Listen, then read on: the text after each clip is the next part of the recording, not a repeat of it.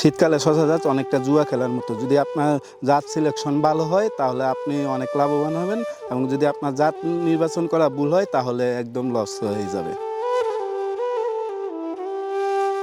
আমি এখন যেটা খাচ্ছি এটা সাবিরা জাতের শশা। এই শশাটা সব জায়গায় পছন্দ করবে, খাওয়ায় অনেক ভালো এবং সুস্বাদু। সাবিরা জাতটি চাষ করার একটি মজার বিষয় হচ্ছে এটার প্রতিটিতে শশা পাবেন। আর শশা গাছ হচ্ছে খুবই সেন্সিটিভ, অল্পতেই রোগবালাই ধরে ফেলে।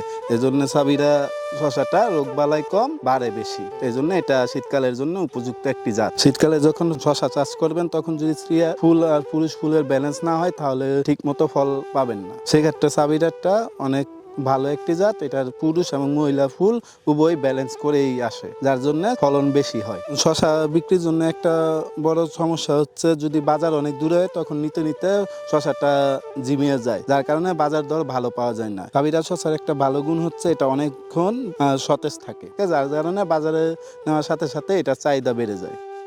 শশার এরকম একটা জাত নিতে হবে যেন শীতের তীব্রতা সহ্য করে টিকে থাকতে পারে এবং ভালো ফলন দেয়। এই দিক বিবেচনা করে আমি সাবিরা জাতটি নির্বাচন করেছি এবং এটা করে আমি অনেক লাভবান। আমি যেই রেজাল্টটা দেখতেছি ইনশাল্লাহ ভালো।